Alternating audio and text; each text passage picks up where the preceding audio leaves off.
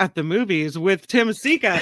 Woo! Welcome to Hi, it, Tim. hi, Kim. How you doing? Good. How are you? Oh, I'm fine. I've been busier than a beaver, I bet. I was watching all these movies. And there's a lot more that are actually opening for the holidays in New York and LA, which aren't going to open here until January. So we've got, in the coming weeks, we're still going to have a lot of movies to talk about, a lot of awards considered movies to talk about, in addition to the ones we're going to talk about today.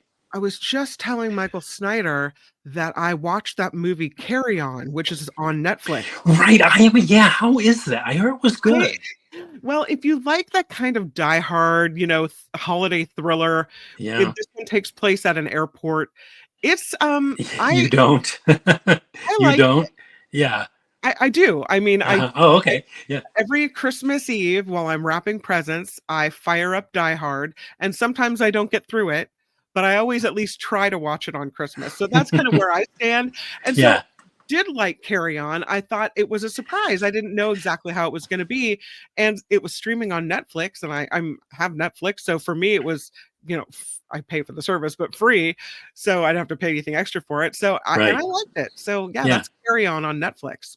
Yeah. I heard it was good, but these days I only believe maybe a third of what I hear.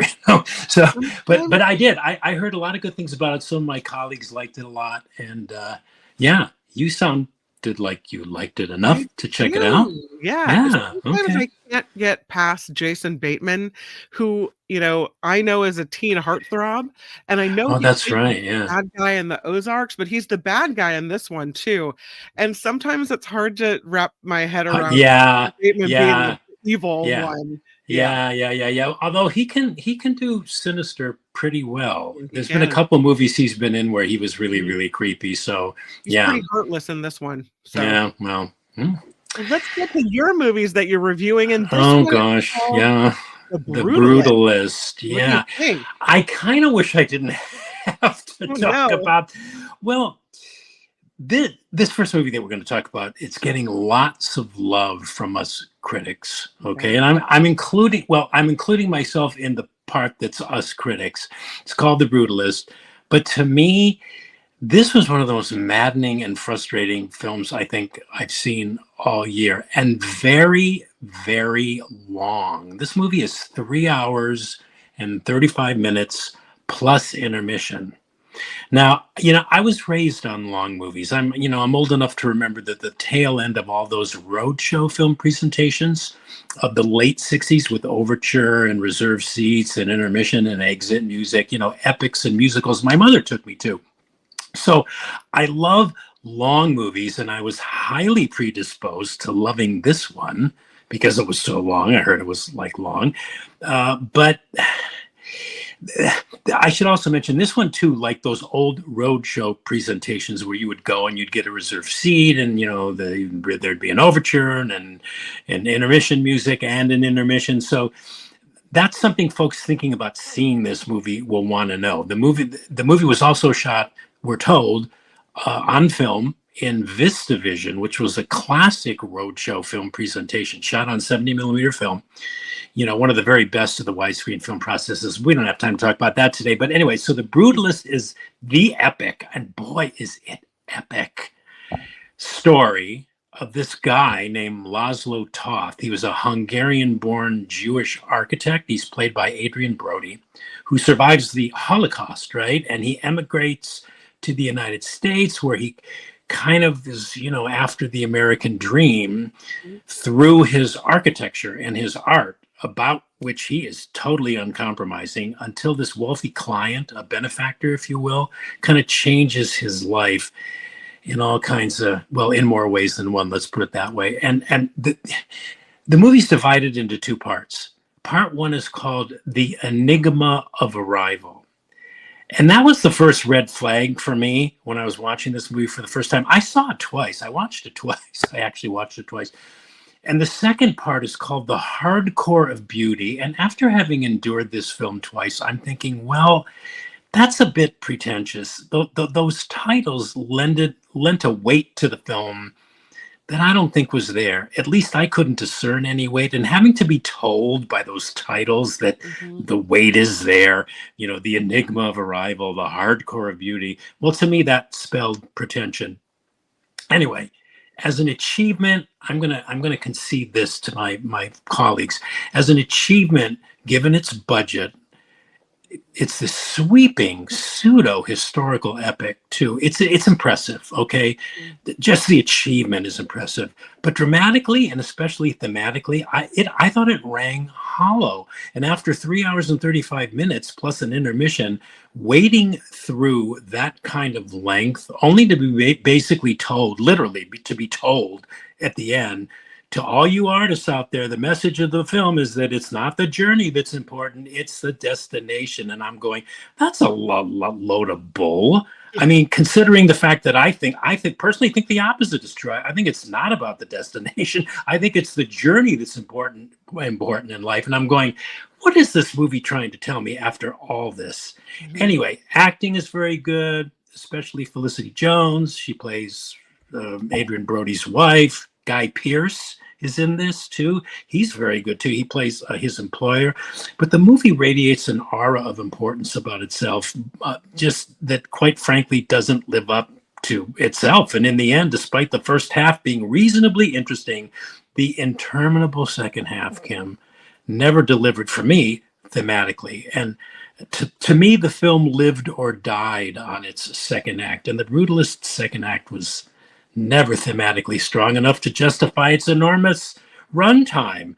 You know, there were you know what, I can I go can't on, but believe it's you watched it twice. well, you know, I I know you will.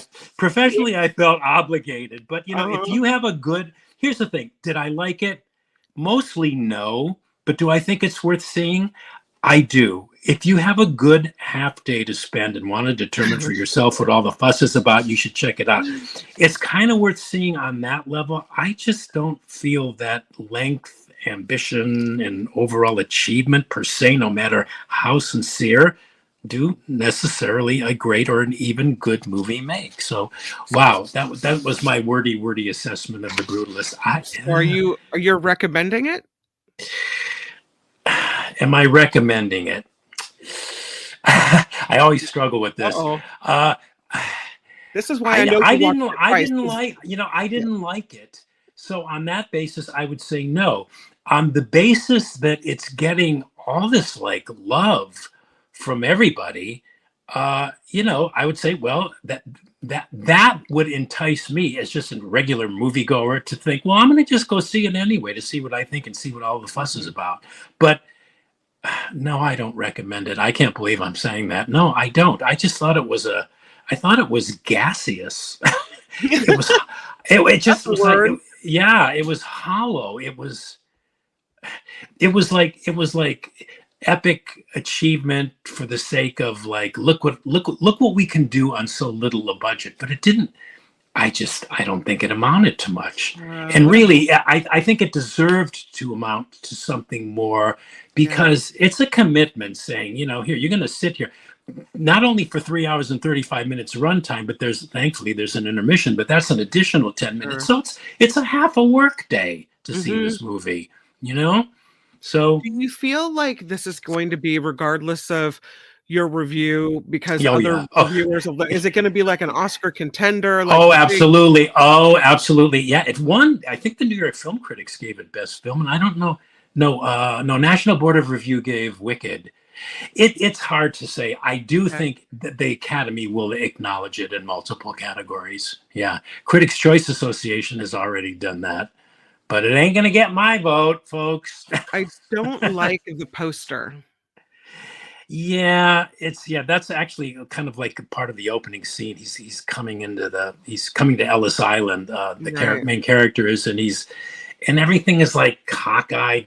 I don't know what is. I don't know if he's laying on the floor of the boat.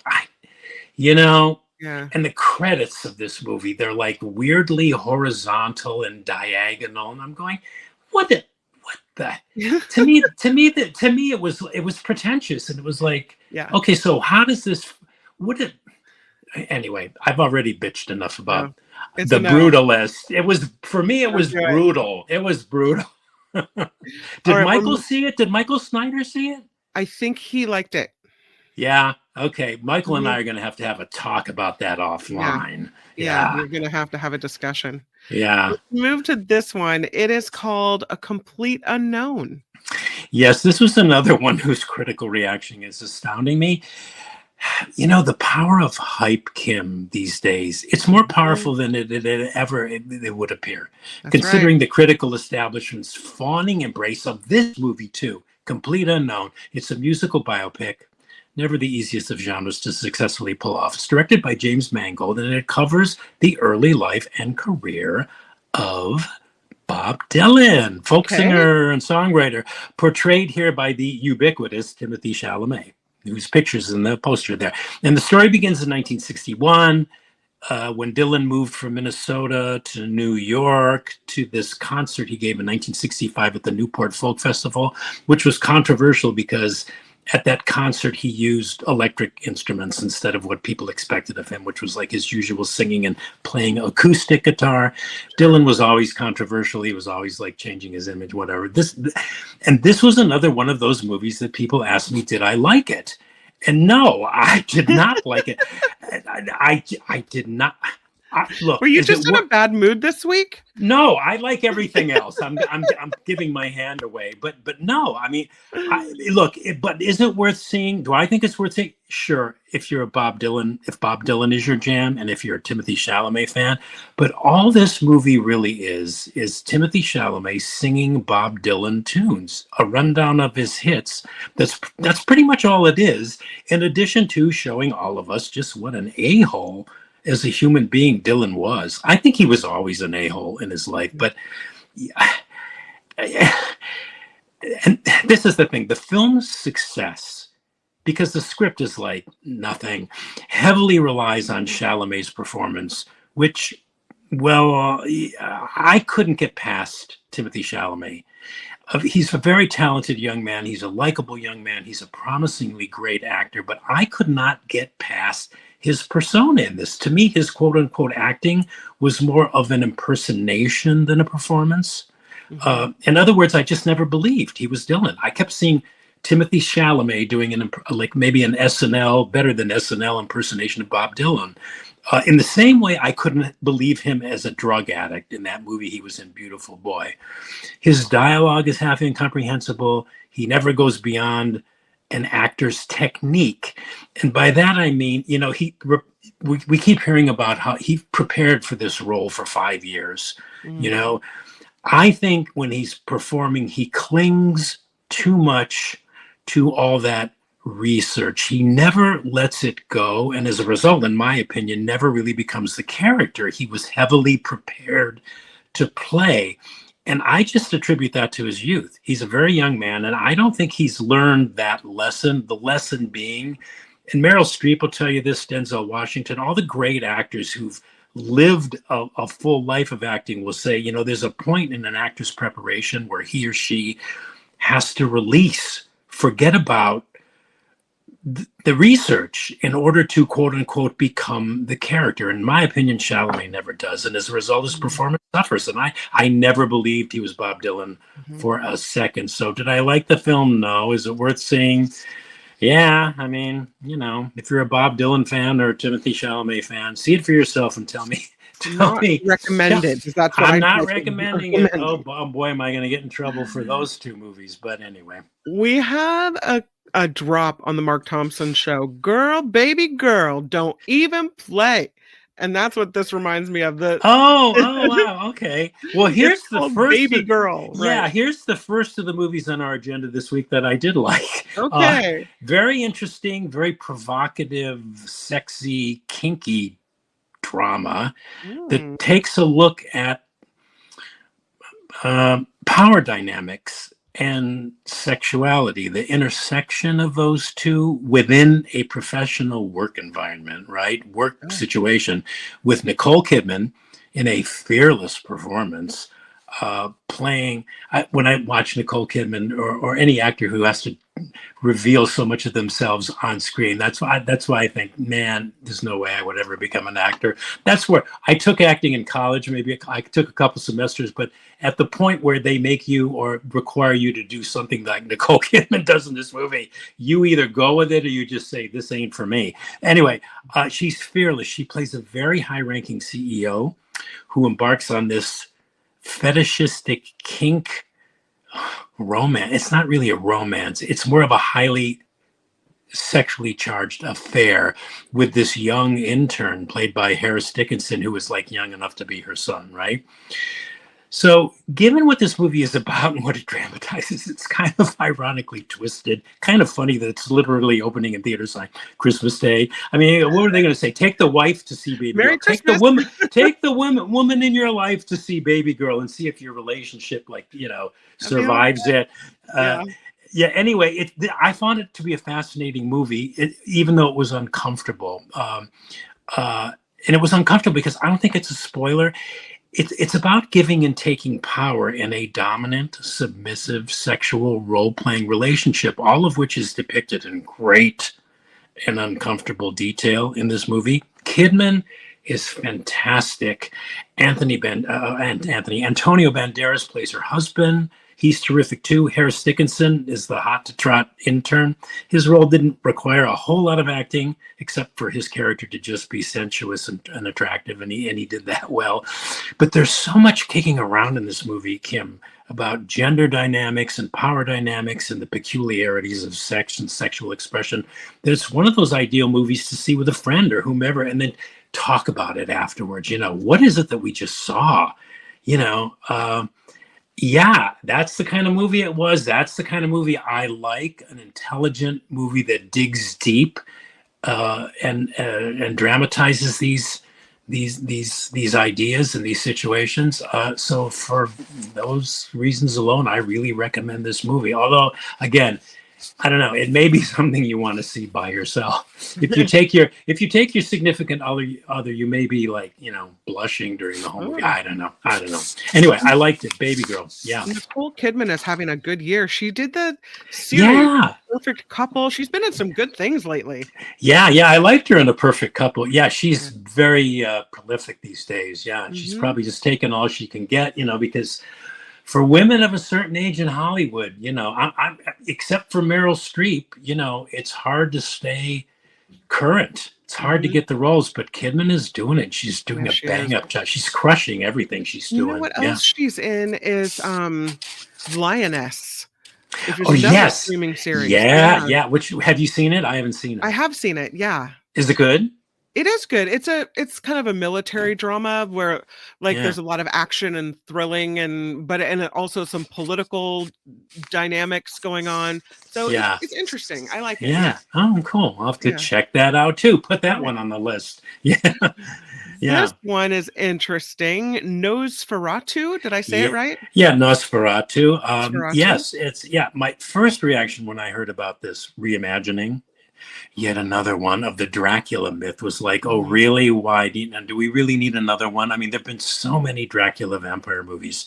Yeah. There was the original, the 1922 silent film of the same name, Nosferatu. Then there was that 1932 Danish sound version called Vampire, which was great. The very famous 1931 Dracula, starring Bela Lugosi, Francis Coppola's Bram Stoker's Dracula, starring Gary Oldman. The list is endless, and the iterations numbering in the dozens. So I thought, why? What are they going to do? But the fact that it was being directed by this guy, his name is Robert Eggers, the man who made The Witch. I don't know if you've seen any of his movies, The Lighthouse and The Northman. He's a very, very interesting director. And so that gave me some pause. And I thought, well, okay, this is a guy who knows how to disturb his audience and unnerve his audience with this kind of blend of horror and folkloric and mythological elements. So I thought, okay, I'm game. And I was not disappointed at all. Oh. I mean, I've seen all the Dracula movies, and this one was elegant. It was an elegant rendering of the Dracula vampire mythology, if you can call a horror movie elegant, as there has ever been. It's beautifully mounted. It's sinisterly creepy. It's literate. It's slow moving, but cumulatively, it's very powerful. If there's beauty, in the horrific, if there's beauty to be found in ugliness, this new Nosferatu captures it, and it captures it in a dreamlike, nightmarish kind of way that's just unnervingly riveting. And I think where this new iteration of the Dracula tale, he's called Count Orlok here in Nosferatu. He just, bites everybody's neck and sucks their blood, and then they become his slave. He's played here by Bill Skarsgård. I think if where it excels is in its particular, I don't know if it's a tribute to or a celebration of what the characters in the film refer to as the occult or the mystic arts. Thematically, this is the richest, arguably, of all of the Dracula movies, I think, because for one, it's the first version that presents the vampire entering souls through a human connection between two people, in this case, a married couple. I found that very, very interesting, played by Nicholas Hoult and Lily Rose Depp, Johnny Depp's daughter, who's a very fine actress. She's terrific in this, and so is Nicholas Hoult. And the movie wrestles with, oh God, existential questions like, does evil come from within or within us or from beyond? If we're going to tame the darkness within and without, we first have to face that it actually exists. So we can't be in denial about that. Sure. So yeah, for those looking for a classy and rich horror movie for the holiday season, you can't get much better than Nosferatu. I loved it. I really, really love this one. So yeah. Loved it, and you recommend. Yeah, Nosferatu, yeah. But this is definitely a horror movie. Definitely a horror movie. Oh yeah. Yeah, and it has its share of gore, although it's very artistically done. It's gross, but I don't know, it's beautiful. Like I said, it's like it's beautiful. It's beautiful in its ugliness, this movie. I don't know how else to describe it. You have me intrigued, but I'm still not watching it. Yeah, visually, I bet Nikki would love this one. Oh, she would totally dig it. Nikki, if you're listening, go see Nosferatu. Don't take the kids. Yeah, don't take the kids. The next one is called Better Man. Yeah, this is another musical biopic about British pop star, singer, songwriter Robbie Williams. Do you know who Robbie Williams is? Yeah.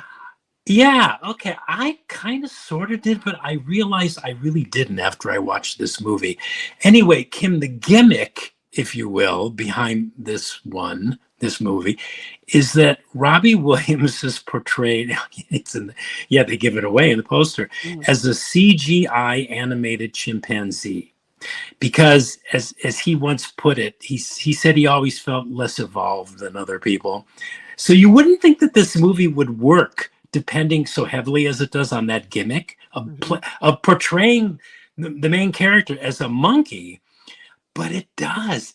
It's so this was so entertaining, so exhilarating, a musical biography. The whole experience of watching this movie was overwhelming in the best sense, because you kept saying, where are they going with this? What are they doing? So you get invested really early on in this story, and not only in the story, but in the way that it was told, because I mean, it was astonishing in how it managed to evoke such strong emotion while simultaneously being so dependent upon the gimmick of Robbie being played by an actor, John O'Davis in this case, as a monkey. And that was the great strength of this movie. It's stylistically dazzling, but it never loses sight of wanting to take hold of you and grabbing you emotionally. And movies that are this dependent on CGI rarely go to the emotional depths that this movie did, at least for me. And, the movie itself explores universal themes like love and love of self and struggle and artistic ambition and triumph. And, Kim, so many movies have dramatized characters seeking fame. But this is the first movie I've seen that indirectly offers a simple explanation as to why anyone would ever seek fame. I could never really understand why anybody would want to be famous until I saw this movie, because I get it in that it's like the movie sort of presents it's like, well, why would anyone want, fill in the blank. Why would anyone want anything for that matter? And it's because it's simply what is wanted, and what is desired is hopefully some kind of stepping stone to maybe going to something deeper. Because you always hear people say, I wanted fame, but when I got fame, I still wasn't happy. I wanted all the money. When I got the money, I wasn't happy. This movie dramatizes that in a way I've never seen done in a movie before. So I liked it. It was different, which also gets props in my book. It took some big swings artistically, and it makes you want to learn more about its subject, Robbie Williams, who's not so well known. He's not as well known in the States as he is. He's massively popular and a huge star in Europe. So I kind of learned a lot about Robbie Williams too. So I recommend Bitter Man. It's among other things the most original musical biopic I've seen and perhaps will ever see. And it kind of practically reinvents the genre. Yeah, Wow. it's very, very different. It does sound. It sounds a little weird. It is a little weird, and when you Yeah. watch when you watch the trailer, you go, "This looks like a joke," but it's anything but a joke. It's a terrific movie. Yeah. Okay, that's Better Man. This is The Fire Inside. Yes, and if you want, I mean, okay, we're going to put weird aside now. If you want a good boilerplate, old-fashioned Rocky Balboa type of drama, The Fire Inside is going to be your holiday cup of tea. All right. And boy, are we ever into the biopics this holiday season. And this is yet another, but this one's based on a true story, only this one's a sports biography about this American professional boxer. Never heard of her, learned a lot about her in this movie, Clarissa Shields. She was from Flint, Michigan, and it's about her training for the 2012 Summer Olympics. Last week, we talked about Day of the Fight, which was also a boxing drama. But what's interesting about this one is that it's based on a real person who was the first woman to ever win an Olympic gold medal in that sport. I mean, she made history, but who was also unable to, after her win, she was unable to obtain any endorsements for that win due to the fact that, well, to put it plainly, there was no money in the boxing industry for women in boxing. So despite her historic achievement, she was still, as poor as a pauper when all this was done. She came from a poor background. What's that? You would think that you would, win the Olympics and be celebrated and get endorsement deals and your life would change forever. And you hit the accomplishment and you go back to the same old life. Yeah. So, that's a lot of what this movie is about too. And it's pretty boilerplate. It's not going to figure in any top 10 lists, I suspect, but it's still a solid sports biopic, albeit, you can predict in a lot of instances the exact words that come out of the mouths of these characters, because I've seen a lot of movies like this, but it delivers. It's effective, what it sets out to do. And it's also a really touching story about overcoming your roots, and an equally moving depiction of the relationship of this coach and the young female boxer he's preparing for the Olympics. I like that, particularly about this movie, was how the relationship between this lady's coach and her training was depicted. It was really, really, really touching and really moving. And I like the movie. I think it's a solid sports biopic, and I recommend it. Your streaming recommendation for this week is called A Man on the Inside. Yes, for those seeking the upbeat, A Man on the Inside. Yeah, I stumbled across this. Yeah, this is a wise and funny and very touching Netflix series. It's 8 episodes with the wacky premise of, Ted Danson stars in it, and he's awesomely good here. And he plays this widower. That's him in the poster. And he's a retired engineering college professor who's his wife has died, and he doesn't know what to do with his life. So he takes a job as an investigative assistant for a private detective to go undercover at a retirement community, Pacific View retirement community, in fact, in San Francisco, in order to find a missing ruby necklace that was presumably stolen by someone living in this retirement community. And and so, thus sets the stage for some really funny, observational moments and scenes about aging and death and friendship and love. And arguably, I think this is one of the best Netflix comedy series I think I may have ever watched. But full disclosure, now I haven't seen all that many. But this one grabbed me in a lot of good ways. It makes a powerful statement about the role that denial plays in our lives, especially as we age. That really hit me in an interesting way. The other thing I loved about the series, Kim, is that the lion's share of it was shot in San Francisco. And so the series is like overflowing with all these San Francisco landmarks and historical sites like the Fairmont Hotel and, the Palace of Fine Arts and the Golden Gate Bridge and California Street and Alcatraz and Oracle Park. It opens with behind great cathedrals in the background. So anyway, if for anybody seeking the upbeat and the wise, this holiday season, I cannot recommend A Man on the Inside enough. It's an easy binge. You can do the first season in a morning or afternoon. And I just read that it's being renewed for a second season. I was just going to tell you that. Yeah. Yeah. Second season. So.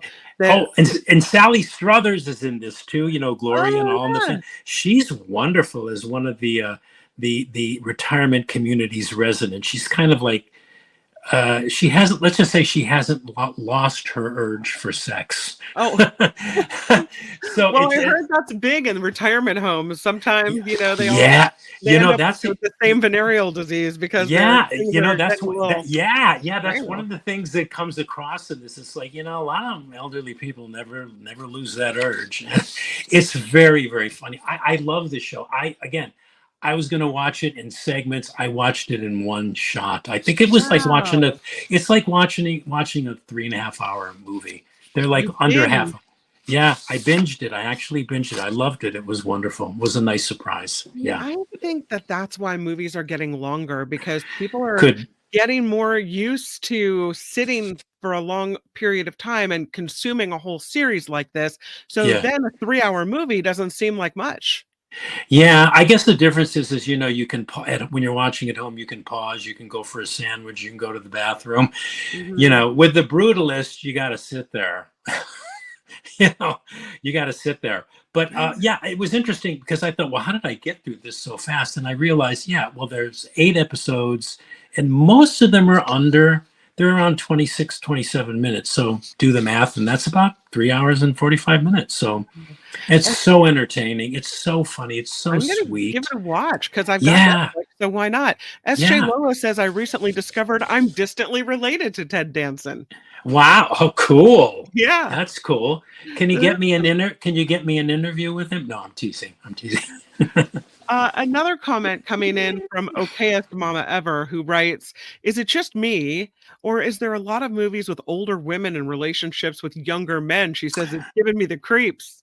Yeah, there are. We've talked about a number of them. Some of the titles I'm spacing on right now, but those other ones, I don't know. They were sort of like, I don't know. They're just sort of like, what's that movie? 50 Shades of Grey fantasy kind of movies. This Babygirl movie, nobody's fooling around in this movie, and it's way deep, and it's a different kind of movie. But yes, there have been a number of those this year, at least 3 or 4 that I can think of. It seems like it. And then John writes, Timothy Chalamet will star in the Luigi Mangione biopic a few years from now. Right. Yeah. He's been appearing on talk shows and stuff. He's sporting this mustache, which he really shouldn't be. I mean, it looks like he can't even grow a mustache. I don't know. You'd think that they would have given him something fuller. Yeah, I guess it's part of the character he's playing. Yeah, we'll see how that goes.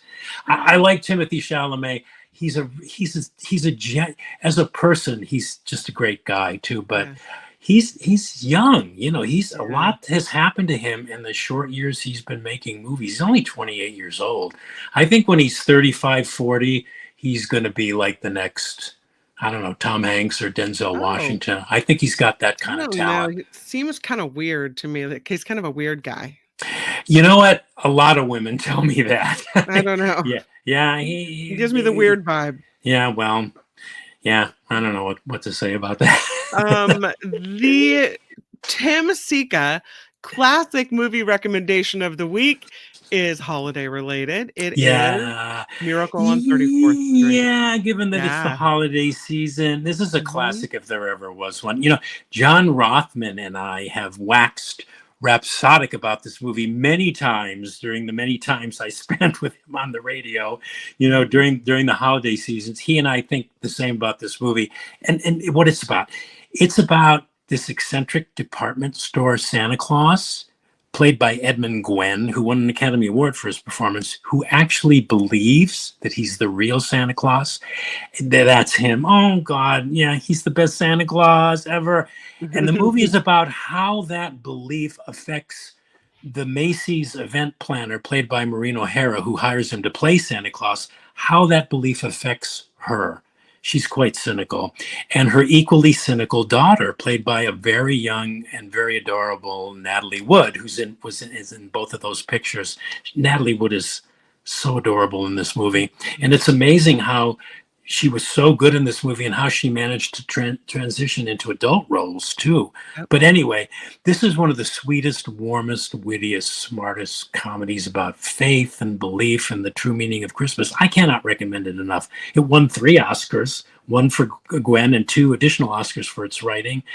And I would wager nobody I would recommend this movie to would, well, at minimum, find it a waste of their time. I think they would love it. It's in the National Film Registry by the Library of Congress as being culturally, historically, or aesthetically significant. I believe it Oh. received that designation in 2005 for preservation. So it's, Mhm. it's in that league now, and it's just wonderful. It's a perfect holiday movie. I think it's currently streaming on AMC Plus and probably a lot of other streaming services as well. I think it was on a couple of my other ones I just noticed, but I've seen it so many times. It's so entertaining.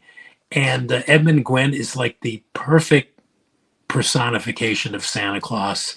And he rolls with this role. He's just so great. And the movie just gives you the warm and fuzzies and puts you in the Christmas spirit. And yeah, it's great. I loved it. And I think people who haven't seen it will love it too. This is a movie that's on in my house at least twice during the holiday season. I'll walk out Oh, to the good, good, family good. room and my husband will have it playing and the kids are watching. And it's one of Yeah. these movies where I think a lot of times kids turn their noses up at old movies. Not my Black daughter, and but white. You know yeah, why? Black they and white. Yeah. yeah, but not this one. Yeah. They will watch it and no one bats an eyelash that it's in black and white or that it's old. The story takes over. And so, Yeah. yeah, Yeah. this is one of those movies that I think is timeless. Yes, I agree with Mhm. you completely. You said it very well. Yeah, good one. I'm so glad you picked it. Again, this is Miracle on 34th Street, and there is the old movie poster. Yeah, the old Yeah, one. Yes, yes. yeah. Okay, so I know I'm keeping you over time, but we'll go ahead and do a quick rundown. To recap it, you said The Brutalist. It's a long 3.5 hour movie, epic but pretentious, impressive, but it was hollow, rang hollow to you. You said Mm. it's good acting, but it's a self-important movie. The second half just never delivers. You did not like it, and you cannot recommend it. You called it gaseous. Gaseous, Did I really? Oh, full yes, of I guess gas. I did. Gaseous, yes. Yeah. Mhm. Oh, I'm never going to live this down, Kim. They're not No, gonna this is put that on the back of the box. Nope. no, Mm-mm. no, no. A complete unknown. You said you did not like this movie. You said it's worth seeing if you're a Bob Dylan fan or you like Timothy Chalamet, but the script isn't much, so it relies on Chalamet. And you said he does more of an impersonation than a performance. You don't buy him as the character. You do not recommend A Complete Unknown. Yeah. Babygirl. It's a holiday movie for everyone. Not. You say it's provocative and kinky, fascinating and uncomfortable. You recommend this, what you called an intelligent movie that really digs deep. And you really recommended Babygirl, but for the grown-ups in the crowd. For the grown-ups, yes. Uh-huh. Nosferatu. A lot of people talking about this in the chat, saying Nosferatu was the original vampire movie. You say this is elegant, unnervingly riveting. They would put that on the back of the box. You loved it. You recommend this horror movie, Nosferatu. A Yes. better man. A Better Man, you thought it was a joke, but it wasn't, and it works. You said it's entertaining, you said it's exhilarating, you said it brings out strong emotions despite the whole gimmick of the monkey thing, and it answers some questions about fame that you'd always wondered about. You liked it, it's really different, and you recommend Better Man. The Fire Inside.